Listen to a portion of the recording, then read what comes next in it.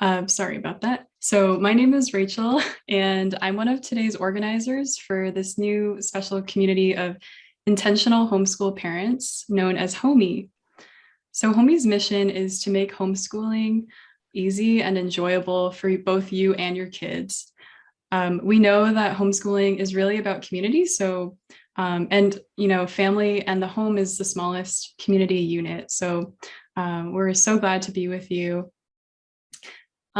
Just to give you some context, Homie was born out of conversations with many parents across multiple countries who were all experiencing the challenges of homeschooling, especially during COVID and while juggling a full-time job.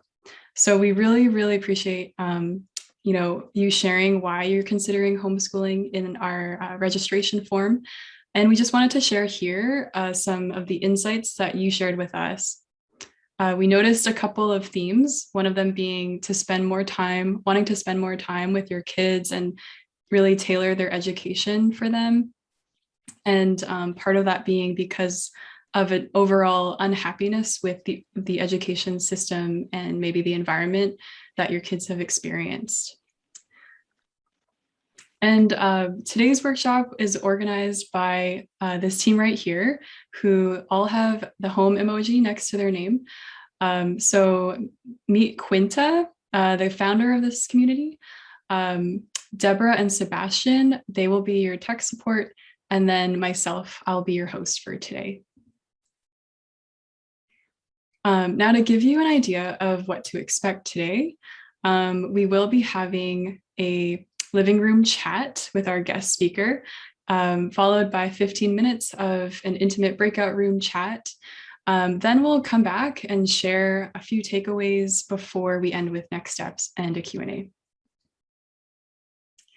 So without further ado, I'm going to introduce our guest speaker. Her name is Clarissa Hoecke, and Clarissa is indeed a homeschool mom of two awesome teenagers, Gabrielle, who is 15, and Carson, who is 13. And this is actually the 10th year of their homeschooling journey as a family. She is also part of the ministry team at KC Church in Kansas City, where she lives with her husband, Kevin, the kids, and their golden retriever, Lincoln. And on a more personal note, Clarissa is actually a lifelong friend of mine who I first met when actually her daughter was a year old, and I had just become a teenager and I was going through a pretty lost and lonely season of life. Clarissa is the kind of friend that makes you instantly feel valued, like you've known her for years, even if you've just met. And so I'm really excited because you're about to hear the heartfelt counsel of a friend who genuinely cares about families and also knows how to have fun. Honestly, I don't know anyone else that I'd rather be more excited to introduce you to today to share about the homeschool life. So with that, Clarissa, take it away. Thank you, Rachel. What a kind introduction. Thank you so much for those words. I'm so excited to be here this morning with all of you. Thank you so much for taking the time out of your busy lives to be here, to spend this time, and just to really be able to connect with each other and just really to share the journey. I feel so honored to be able to be here today. So I don't know how all of you guys feel about this, but for me personally, I can feel like life is really crazy all the time. I know one of the moms said she has 5 boys, so I can't even imagine. That must be really busy and crazy. But I just thought it'd be kind of cool if we started off with a little breathing exercise, just to kind of help us to kind of be in like a place of peace and calm. And so we're just going to take a couple of deep breaths. But what I want us to do is we are going to, when we take our deep breath in, we're going to think about all the good things that we want to bring into our minds and our hearts and our souls. And then when we breathe out, we're going to breathe out all the bad. So we're going to breathe out the stress. We're going to breathe out all the worries and the anxieties, just to kind of help us to, feel a little bit more grounded and calm. So has everyone got that? Okay, so you can just think for a second, like, what are the good things I want to breathe in? What are the bad things I want to breathe out? So we're going to go ahead and do that together. Okay, so all together, we're going to take a deep breath in and breathe in all the good. So that can be, maybe you're breathing in peace, maybe you're breathing in just all the blessings in your life. And then we're going to breathe out all the bad, all the stresses, all the anxieties, the worries, maybe even the fears that we have. And we're going to do it one more time. So breathe in the good and breathe out the bad. And let's do one more. Breathe in the good and breathe out the bad. So hopefully that little exercise, I know was kind of a quick one, but hopefully it can kind of help us just to feel a little more centered, a little more grounded this morning in the midst of our crazy lives. So I'm going to go ahead and jump in. Thank you again, Rachel, for that amazing introduction. I feel, again, honored to be here and grateful for the friendship that we've shared for many years. And thank you so much to the Homie team for inviting me to join you. I'm so excited about this endeavor, and it's amazing to think about the journey and how many people are going to join and be a part of this and come together as a community of homeschooling families. So Rachel already shared a little bit about my bio and our family. It has been a journey that has been full of ups and downs. I don't know if any of you can relate. And I know we're all in different places. Maybe some of us are still just deciding right now, is this something we want to pursue as a family? Maybe for some of us, you've experienced that this past year with the pandemic.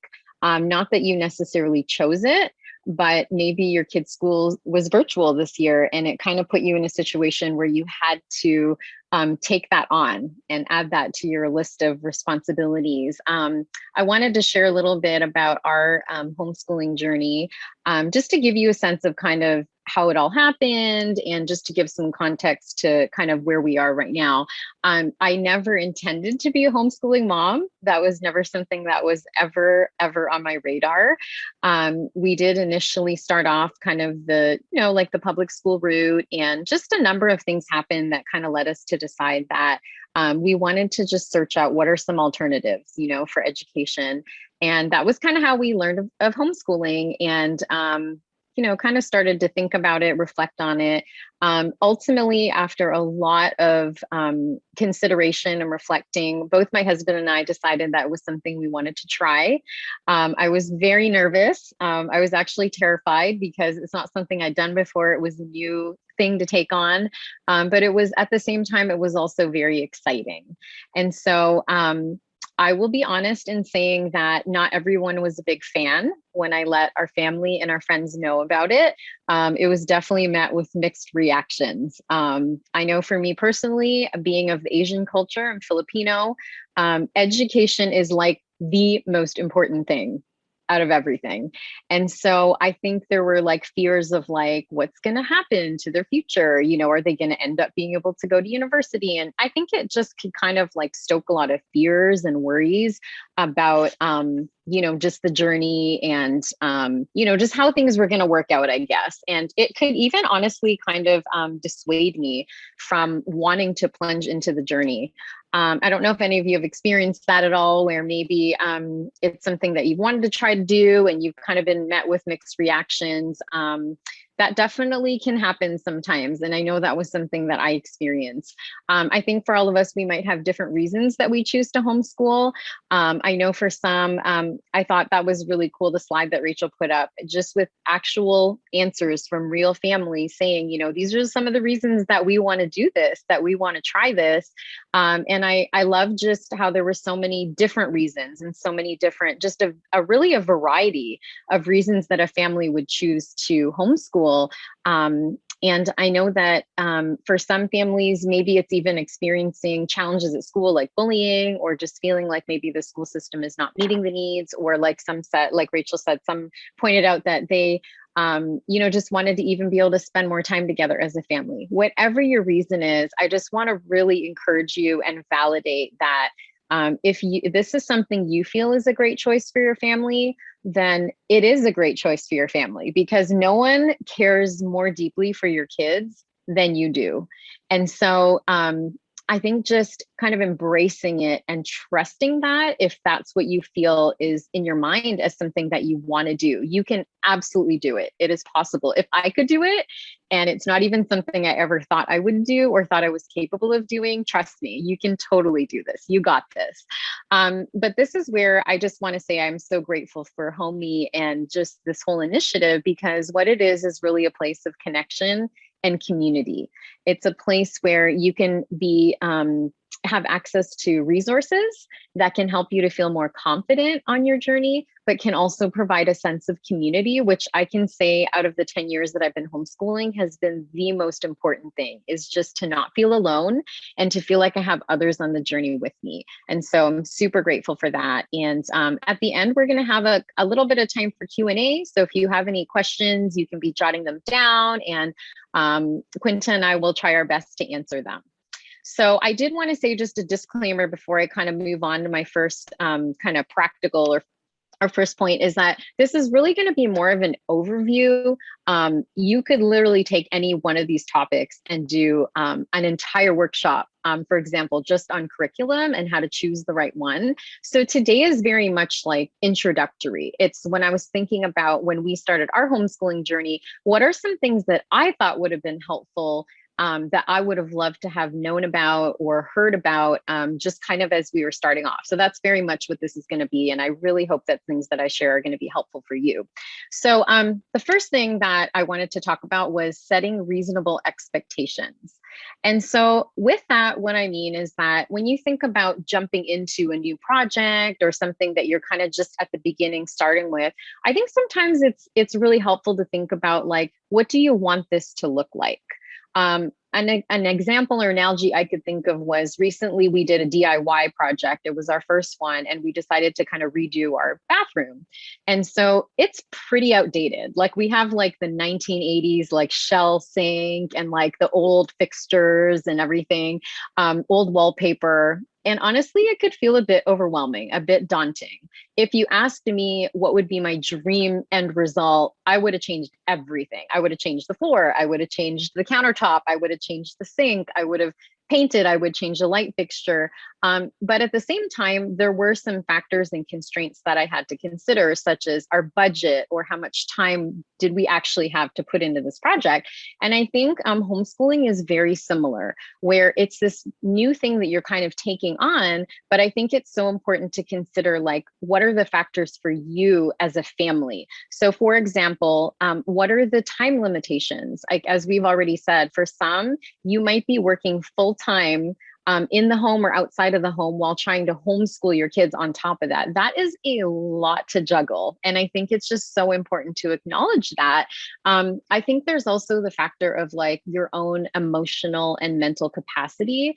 I think what we've all gone through with the pandemic, I think we've all felt challenged in those areas. And so there is an aspect of homeschooling that really requires us as parents to be present, to be available. And so even being honest with yourself about, like, what is my emotional and mental capacity, you know, to be able to really be present on this journey. And there's nothing wrong with acknowledging that there might be some limitations. I know for me, I would say absolutely, this has been probably one of the hardest years I can even, you know, I can think about in my entire life, just with everything we've been through. And so I think also considering the ages of your kids, because if your kids are younger, they'll probably require a lot more hands-on instruction and for you to kind of really walk through, for example, curriculum with them. Whereas if your kids are older, there's other things you can maybe consider as options that would allow them to be more independent and would be things that they can do with a little bit less supervision. And so I think those are all kind of considerations. I would say two things. One would be, try not to compare yourself. I know I can often fall into the comparison trap. And I know I sometimes, I remember one time asking another homeschool mom, like, hey, look, what curriculum are you using? And she sent me a lengthy email with like 10 subjects. Like, her kids are doing like rocket science and like coding and stuff. And I'm like, oh my goodness, like it automatically just made me feel like panicky, like, oh no, like I'm not doing enough, like I'm not using the right curriculum. And it's like, no, it's not about that. It's what's really best for your family and what works for your homeschool. So that'd be one thing I would say. And the other thing I would say is like, try to take all the pressure off. I mean, you're not going to ruin your kids. I know that that can be a fear that we have sometimes, but when you are being intentional and seeking out resources and community, you're really setting yourself up for success. So that's what I would say with that, is it is important to set realistic expectations, but at the same time to kind of take some of the pressure off, knowing that if you go down a path and realize maybe it's not working, like it's okay, you can kind of adjust it down the road. But whatever you decide to do, I do think it is a good idea to kind of maybe set aside some time to envision what you want it to look like, kind of even before you start off on that journey, which actually leads really well into our second point, which is plan and assess along the way. And so the reason I think this is so important is because there was a quote that one of my lab supervisors used to say to us when I was in university, and you've probably heard it before, but it's, if you fail to plan, then you plan to fail. And so, not to be negative or down or anything, but more just to remind us that planning really is key, I think, with homeschooling. Because if you think about all the different responsibility and the hats that we wear as parents, and we work and we, all these other things, you're adding in another responsibility to that list, which is educating your kids. And so I think that the more you can plan, so one of the big things that often helps parents a lot is having a curriculum. So essentially just something you're following that's like age specific, age appropriate for your kids and your students. And you can cater that to their own learning style. Honestly, sometimes picking curriculum can be very overwhelming. I know for me, I did not realize how many options were out there. And I felt like, whoa, like, how am I going to decide, what's right for my kids? And I don't know if the other parents, you can attest to this as well, but you can say it in the chat, but are your kids different learners? Like, do they learn in different ways? Because I've definitely found that to be the case with mine. I have two. I know some of you have more kids than that, but their learning styles could not be more different. So what works for one of them is not necessarily going to work, for another one. We've tried a lot of different ones. We've tried like video learning, where they're watching a video and then they have workbooks and stuff that they're doing. We've done something that's more like a unit studies approach, where you basically take like a theme for a whole term, and then everything kind of centers around that theme, and you incorporate all the different subjects into that.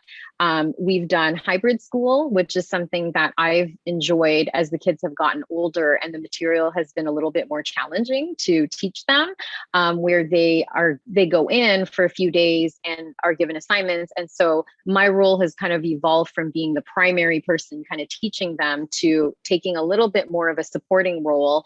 I think the point is, depending on what stage you're at with your kids and their ages, different curriculum might be better suited for your family and for your situation. And then also financially as well. Like, there's some curriculum out there that's free, or maybe your school is even providing the curriculum and your role is kind of just like helping support your kids in that. And so whatever it is, I mean, the topic of curriculum is a huge one that honestly, again, it could be just a workshop unto itself. But I think that it's something that finding the right curriculum can really help you set you and your kids up for success. I think having tools like teacher planners, or I pulled up this big calendar that I have. Hopefully you can all see that. But it's very big.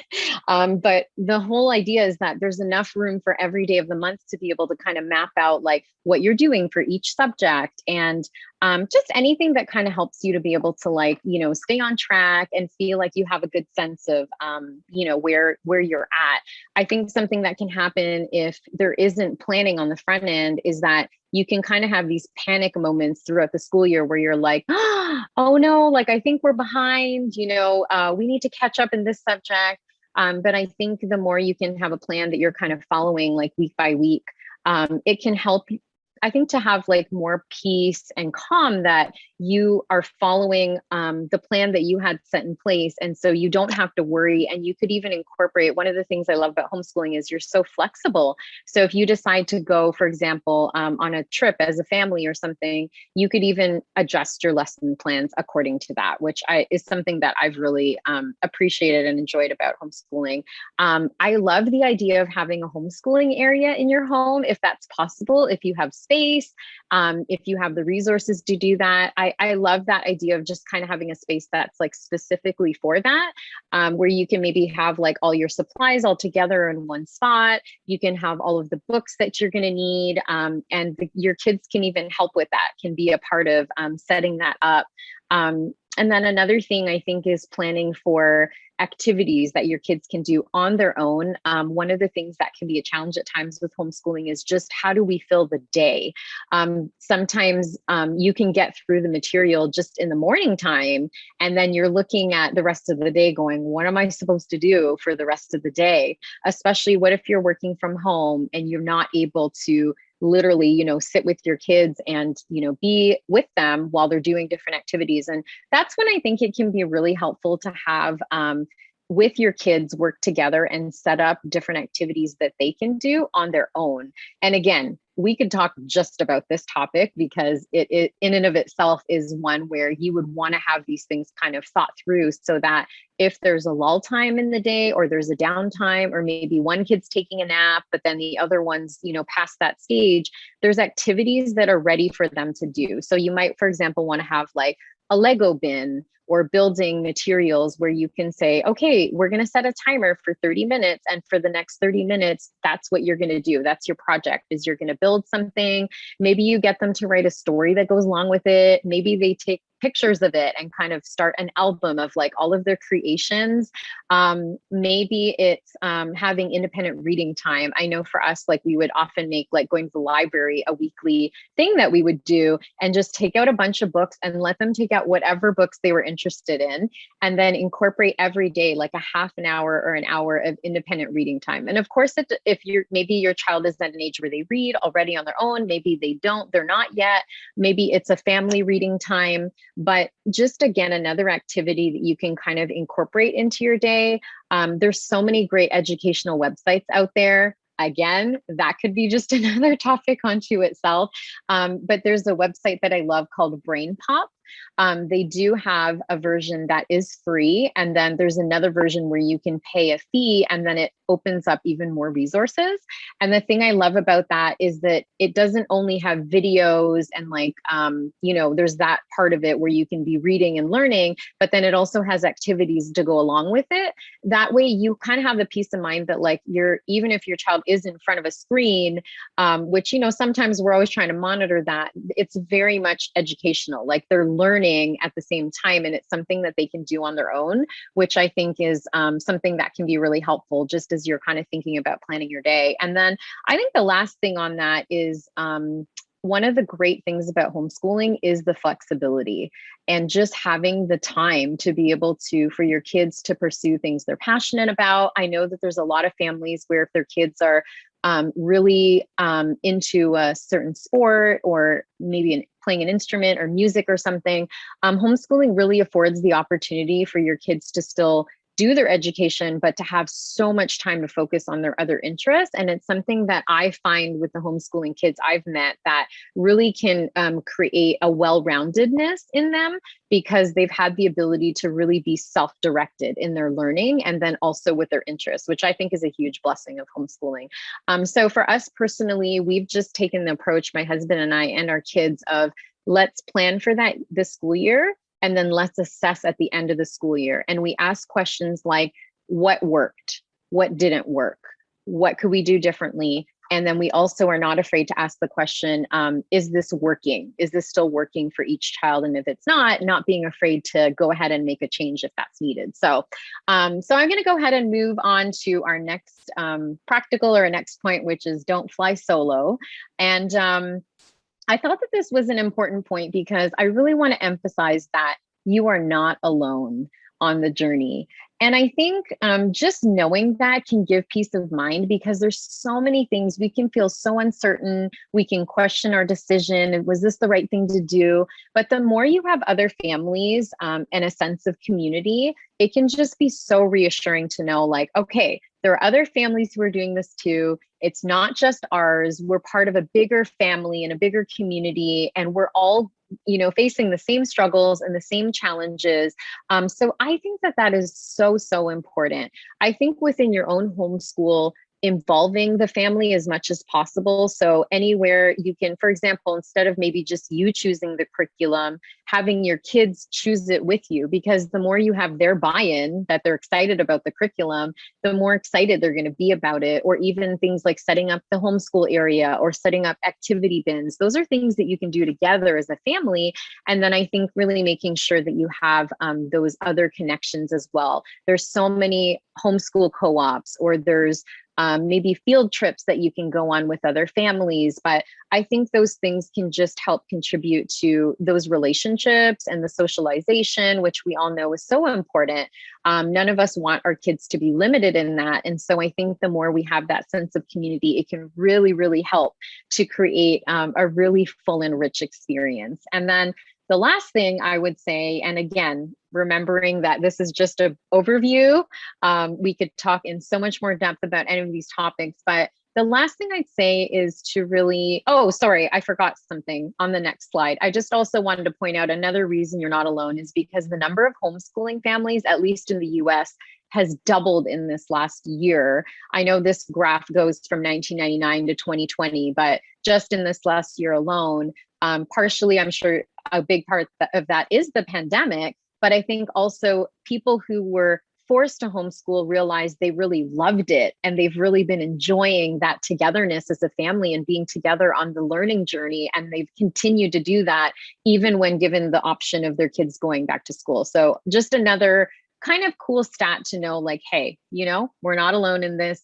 There are many other families who are pursuing this path as well.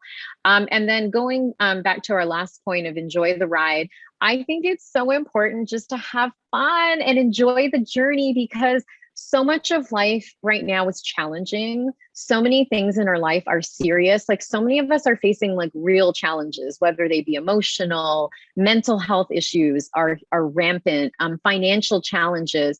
This is something that has the potential to be so much fun, so exciting, such an adventure as a family.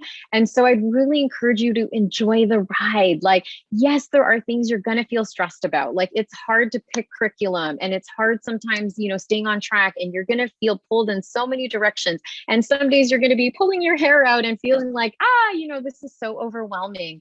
But just remembering that, your kids are entrusted in your care, and you have their best interest in mind. And so you can absolutely do this. You have got this. And it's okay if the journey looks imperfect. I think just remembering to take those deep breaths along the way. Hold on to the fact that you are not ruining your kid's future, even though some days you might think that that is the case. And I think also not being afraid to acknowledge your fears, because it's normal. It's natural that you're going to have fears. Like, I think one of the biggest fears I've had, especially as my kids are getting older, is how is this going to impact their ability to go to like post-secondary school? Like, for example, being accepted to college or university. And so I just wanted to end with this last slide that I thought was really inspiring and hopeful. I think as homeschooling families, knowing that, I think homeschooling affords some really cool opportunities for our kids to learn in different ways and to acquire skills that they will learn that they may not if they were in kind of traditional public school. And so this is a quote from Dr. Susan Berry. She researches and writes about educational topics like the fast growing rate of homeschooling. And this is a quote from her. She says, "The high achievement level of homeschoolers is readily recognized by recruiters from some of the best colleges in the nation." And then this is part of her quote on the slide there. "Schools such as MIT, Harvard, Stanford, and Duke University all actively recruit homeschoolers." And so just I think as part of just even Homie's vision around this is to give parents encouragement that wherever you're at on your journey, whether you're just starting off, whether you're still deciding if this is what you want or not, to really establish this as a place where resources are available and there's a sense of community that is of parents and families who are being intentional about this, but also really coming together. And that creates this sense of village and this sense that we're not alone. And I think there's nothing more reassuring on the journey that can bring so much joy as to know that we're all in this together. So I just want to, again, thank you so much, the Homie team. I'm so grateful for the opportunity to be able to share some thoughts. And I know we are going to go into some breakout rooms. And so I'm going to pass it over to Rachel to give us some instructions about that. Thanks so much, Clarissa. That was amazing. So reassuring. So let's move on to breakout rooms. Originally, we were going to have them for 15 minutes, but just given the size of this group today, and the time as well, we're going to actually make it 10 minutes. So your room is going to have 3 to 4 people, and we'd really appreciate if you could keep your cameras on if possible, so you can talk to each other face to face. And we're going to show you some questions that you can talk about, but don't feel pressure to answer all of them. Just choose maybe one question that speaks to you. And then also be mindful of time. We will send you a few reminders throughout the 10 minutes. Also, if you have any technical issues, please feel free to raise your hand using the Zoom function if you need any help. And so here are the questions that Clarissa actually provided for us. So the first one is, why are you considering homeschooling? Second, what are you most worried about and most excited about? And what values will you embrace in your homeschool? So,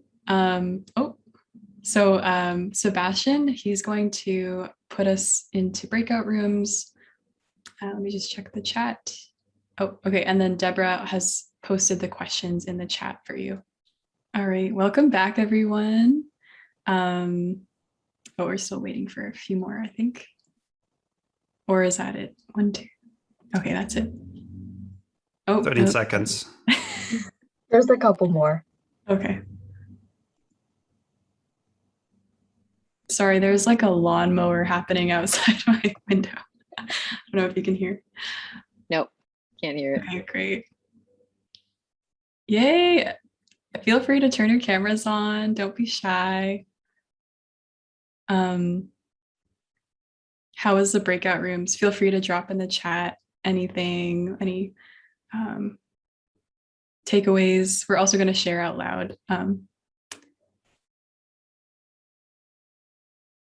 Is everyone here? Yep. Okay. Alrighty. So amazing discussion, Quinta. Yeah, I had an awesome discussion too with Renee and Brianna. And turns out Renee and I are both in Toronto, which is crazy. Serendipity at its best. Awesome discussion, Camila. Okay, so what we're gonna do is we're gonna have a few people share briefly, and then we're going to talk about next steps. And then after that, we'll have a Q&A with Clarissa and Quinta. Apparently Ophelia's really good at giving advice from across the pond. Ooh. Okay, so who would like to share any takeaways, whether it's something you shared or something that someone else shared, if you feel okay sharing. So feel free to raise your hand using the one of the reactions, raise hand button, and I can unmute you or ask you to unmute yourself.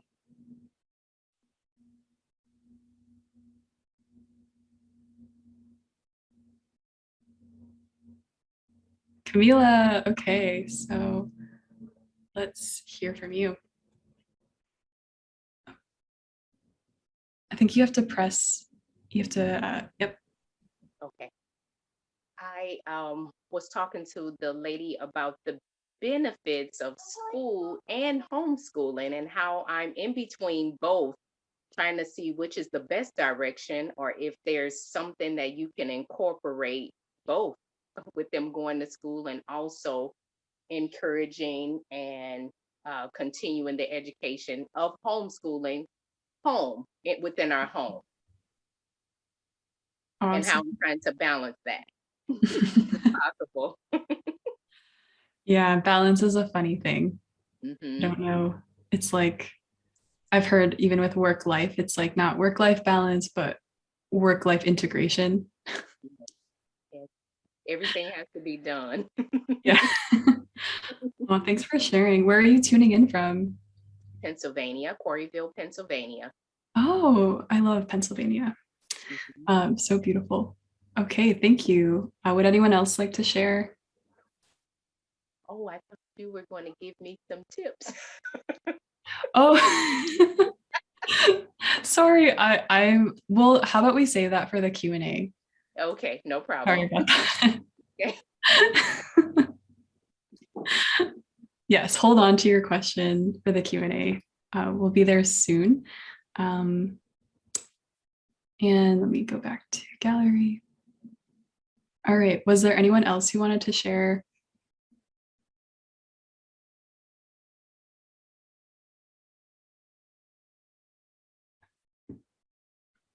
Can't see any. Okay, well, I'll share a little bit from our room, from Brianna and Renee and I, our conversation. I thought it was really interesting. Brianna's out in New Jersey, Renee's in Toronto, like literally 20 minutes from me right now.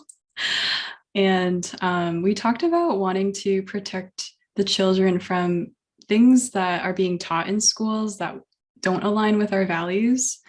And so that was really interesting. And then just Brianna was sharing that she, spending time at home with her eldest, she's realized her learning style in a way that she hasn't been able to before the pandemic.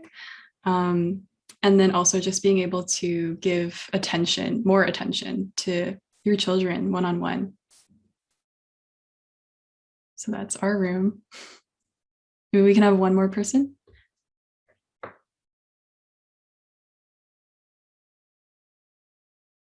Oh, Raquel, go ahead.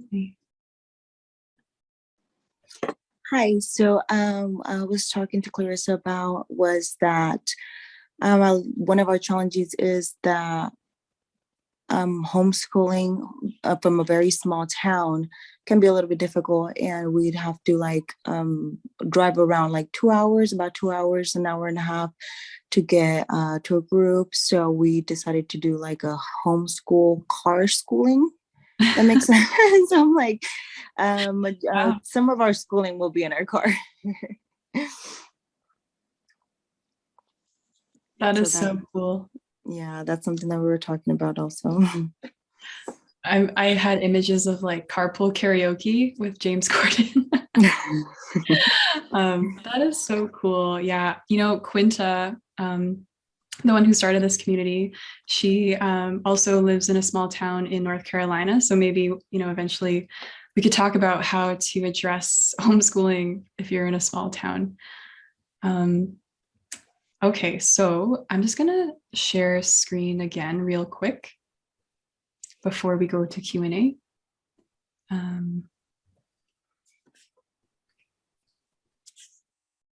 Okay, so thank you everyone for coming today. Honestly, we know it's such a busy time, especially before school is starting, and it's a Saturday. So we were just so grateful that you came out. And what's going to happen next is Deborah's going to drop in a survey that you can fill out, and it'll take about 7 minutes, and you don't have to fill it out now. It will also come to your inbox. And at the end of the survey, there's actually a link to a free planner that we designed for you. And so it's got everything you need from like the daily scheduling to like the monthly to the yearly scheduling. and then even gratitude journaling for you and the kids. So please fill out the survey. We'd love to also just get more feedback on, to go deeper into your needs, because this community is really built for you, and we don't want to make any assumptions. So feel free to share with other homeschooling parents as well.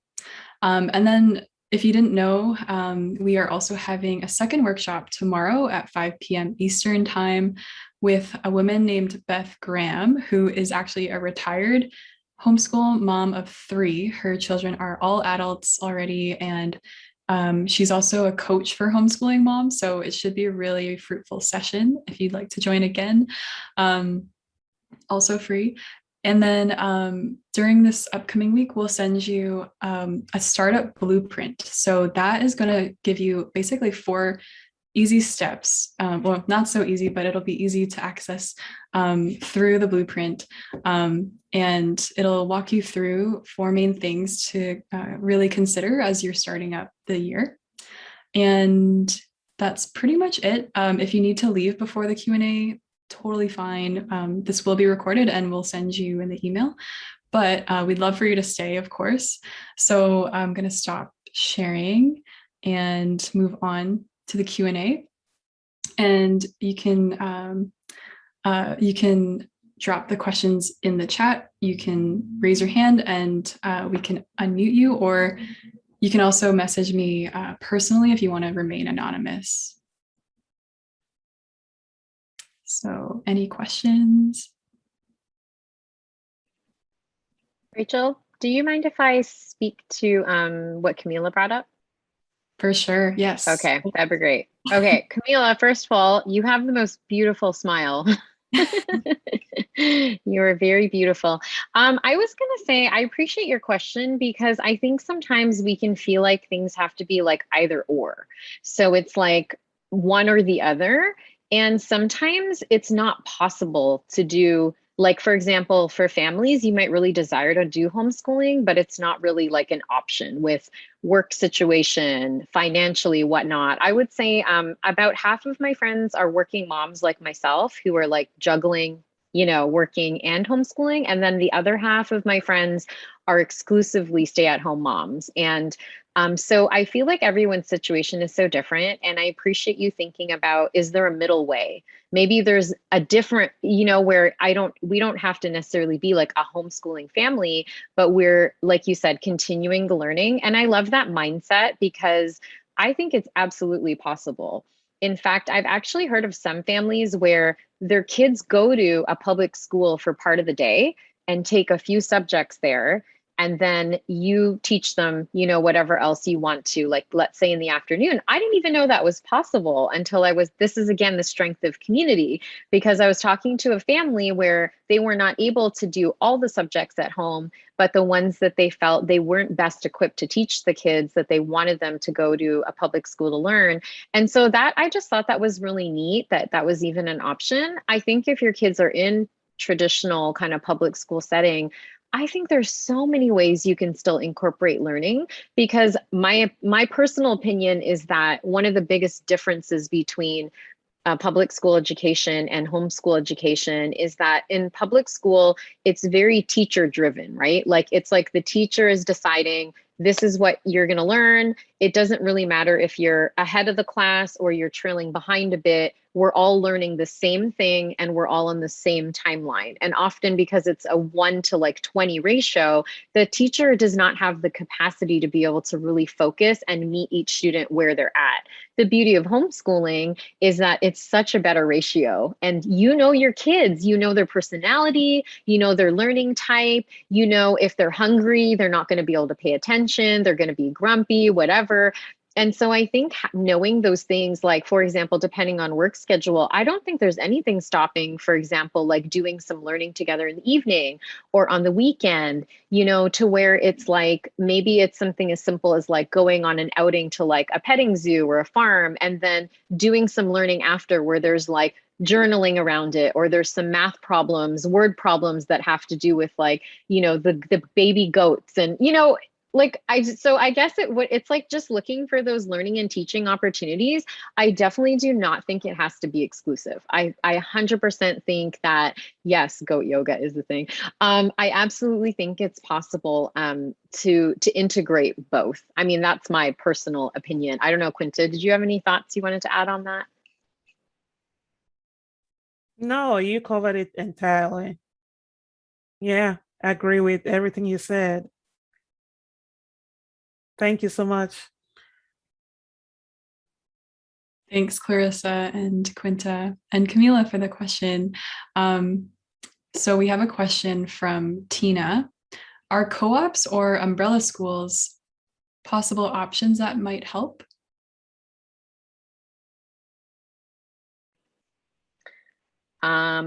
I can try to speak to that or answer that. So when you say could they help, do you mean as like things to kind of supplement what you're already doing at home? Is that the question?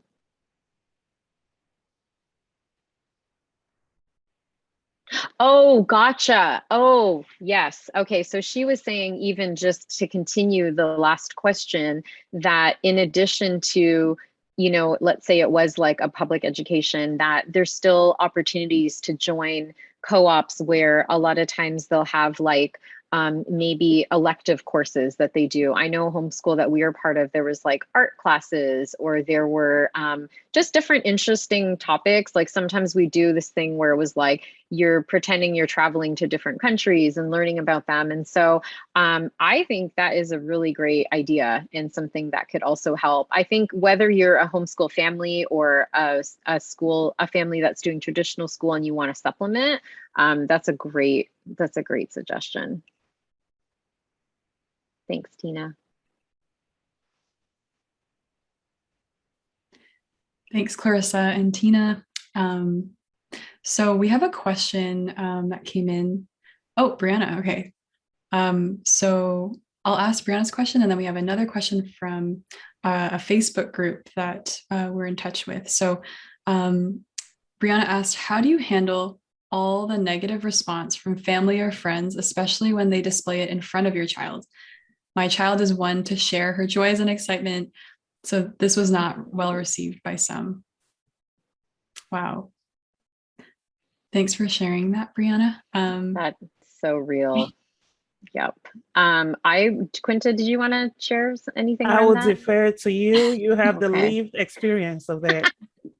Well, thank you so much, Brianna, for asking that question. It is a real challenge. And like I shared, when we decided, our family was not thrilled. I only had one friend who was homeschooling at the time. So honestly, I felt like a weirdo. I felt like I was the only one. I felt like nobody understood, you know, and they really could not grasp why we were doing it.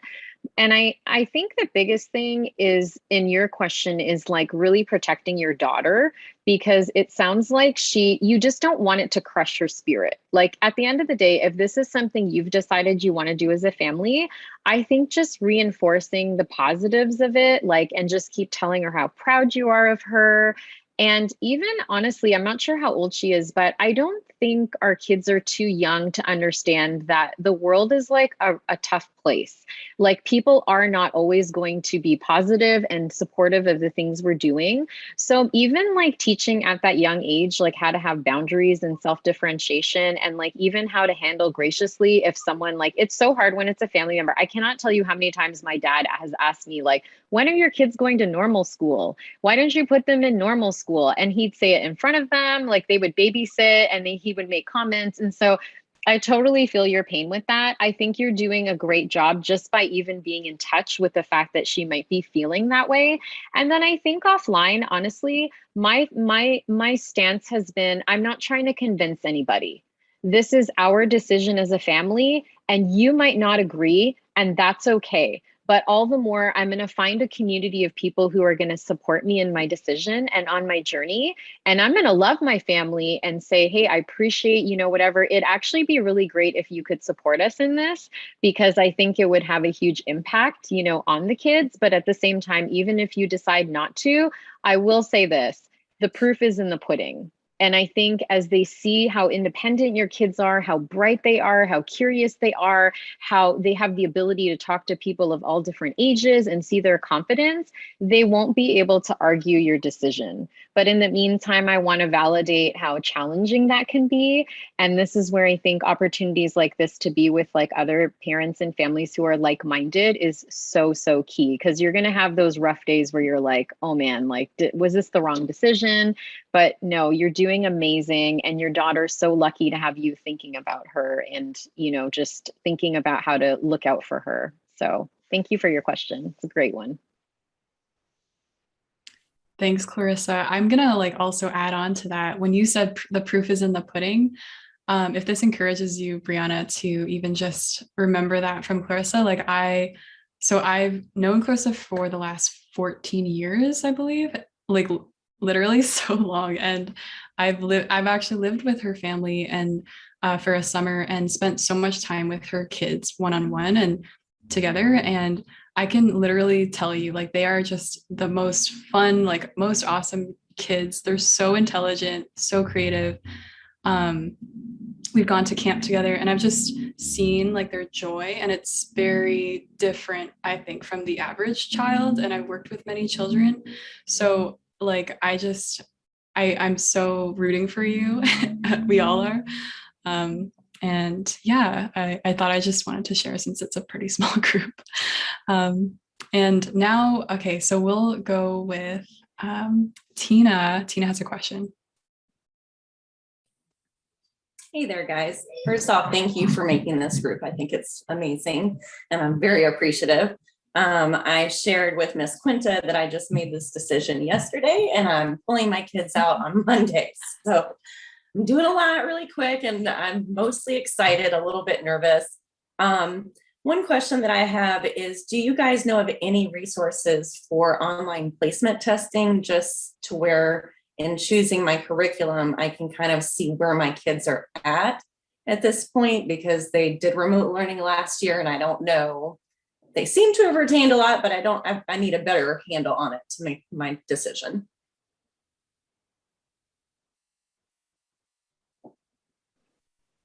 Clarissa, do you know of any? I don't know of any placement tests that will do like a grade level placement test. So I know that there are some for subjects like math, but don't know of any that is just a general grade level. Do you know for the individual subjects would be great as well? Okay, I could send you a list of that, Tina. Thank you very much. Yeah. Sam, it's a great question, Tina. I think it's so great because like, I love how it's called like intentional, you know, homeschooling, and you're being very intentional. I totally appreciate, you know, how big of a decision that must have been, especially with, you know, 5 boys, and it's a lot to take on. You're like super mom, but I respect you so much. And I do think doing things like placement tests and stuff will like really be so helpful, just to give even peace of mind that like, okay, I know where each child is at in the different subjects. And so I do feel like a lot of times when you're looking at curriculum, they'll sometimes even offer that as like, okay, here's like, you could do this placement test to kind of figure out what grade, what level they're at. And so I could also send you some links and things like that, or maybe even pass things along to the Homie team that could be incorporated, like, you know, on the website and stuff, because that would be a great resource. But I definitely know they're out there, so I can also send some things to you as well. And good luck. That's exciting.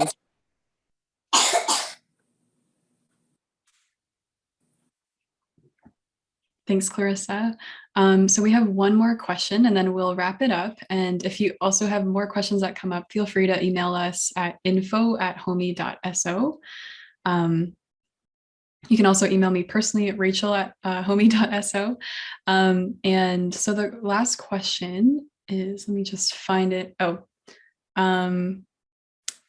This is a very popular question. What is the easiest way to choose a curriculum? I don't know if there's an easy way, but anyone want to answer? I can share some thoughts, and then if Quinta or anybody has anything you want to add. I think like when it comes to curriculum, I think a lot of it just depends on what kind of learners your kids are and what you think will best meet the needs that they have. Like, I'll give you an example. So when we were doing this private online like video instruction one called Becca, our daughter did great with it. She sat and paid attention. She was focused. She listened. She learned. She absorbed. She went and did the exercises after, and it was great. Our son was doing the exact same thing, but the videos were not really engaging for him. And so he would sit through it and then feel like I would be like, hey, what did you learn? What happened? He's like, I don't know. So I think a big part of it is even, just considering, what are your kids' learning styles, and then trying to kind of match up a curriculum. You could also, I think, just thinking about like basically what kind of learning styles do my kids have? What are your values? Because some people like, for example, a faith-based curriculum. And then what's your budget? I think those are the three things I would say is learning style,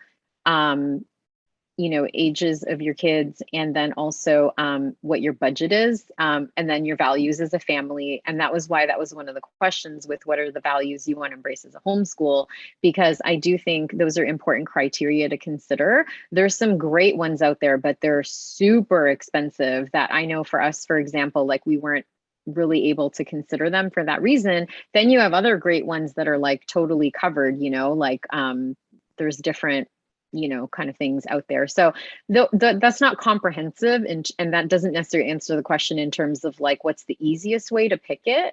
I think as well, some parents find that it's a little more complicated to kind of do like more of a subject by subject approach, but it might allow you to really tailor it to your kid. So for example, like there might be a math program with this curriculum company that you're like, it's so hands-on, your kid will love it. But then maybe you don't love their English program and their approach to teaching English. So you might choose a different one. So there's not really an easy answer to that, unfortunately, but hopefully some of that is helpful. That's so awesome, Clarissa. I think you went really in depth. Just wanted to check with Brianna. Did you have something around another question on this? Oh, okay, there you go. Okay, can you hear me? Mm-hmm. All right. Just something to share along the same line. Just finding too, like, and knowing what your child is interested in. So like my daughter, she loves like undersea life, and I was able to find like a science lesson with marine biology, and just finding the different curriculums that would offer that, in addition to like I found another my daughter likes Pokemon, and so I found it's a one-time class, and I can send the link to whoever if their kids are interested as well, but it's an online Zoom class, and it's just like the basics of math, like a refresher of like addition and subtraction. So they're taking the power on the Pokemon card and, showing each other like, okay, mine has 400, yours has 300. Oh, 400 minus 300 equals this. And just really building upon like their interests. This is going to be my first year. I'm so nervous and excited to really just going out there, diving, joining the Facebook groups and finding different curriculums and just reading into it. I know some of the curriculums, they can give you like a preview of some of the curriculum where you can actually read through the pages, like what they're actually going to provide you. And like we've said over and over today, like, your child the best. So by reading and seeing through that, you're going to be like, you know what, my kid would be spot on for this. So yeah. That's amazing, Brianna. Such wonderful insight. So we have a few asking for the link. If you want to drop that would be really great. And yeah, so I will say the easiest way I would think of, in addition, Clarissa, Brianna already covered so much, is just your teaching style. So do you love to hover, or do you like to just give them stuff and walk away? Are you comfortable with that? And how does that blend in with your child's learning style?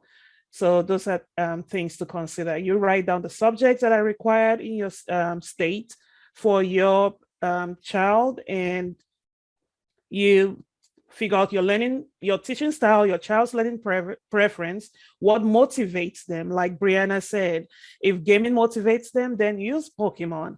So I know gaming motivates my kids a lot. So, and your budget is very essential, especially for those just starting. You don't want to start out with a very expensive curriculum, because you can always change it. So all I have on that. Yeah, go ahead, Clarissa. Oh, that's great, Quinta. That's a really good point, because you're going to be the one administering the teaching and curriculum. So that is very important. I know, like I was saying, like there was a point where I was like, ooh, I don't think I should be teaching the math. Like I don't remember algebra anymore. And so it's a great point. I was going to say as well that I have noticed that there are also curriculum.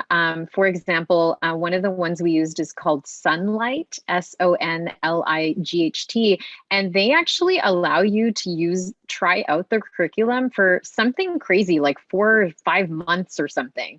And if in any way, shape, or form you're not completely satisfied with it, you can get a full, almost a full refund, maybe minus like the shipping or something. And so I thought that was really helpful, because I wasn't totally ready to commit to like, that's what our curriculum is going to be officially. But I love the fact that they sent us all the materials, and it really gave us a chance to really explore it. And kind of like Brianna was saying too, like if you go on different websites, like they'll let you like go through the pages and the workbooks to really get a sense of it. So I think that's super helpful as well, to know that that can be a possibility while you're trying to figure out like what's best for your family.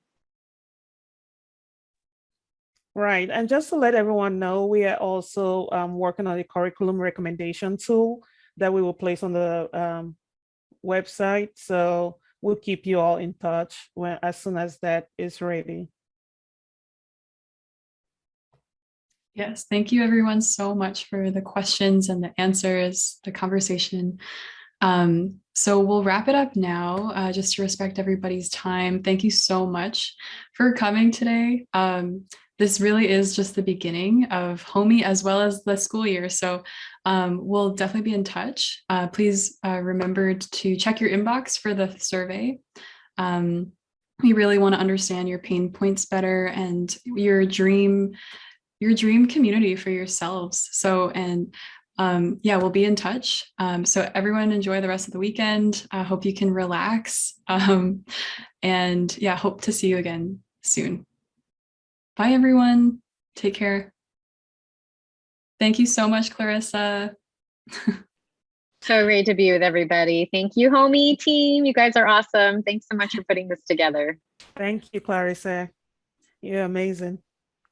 Thank you, everybody. Bye. Thanks, everyone, for joining. We will stay in touch.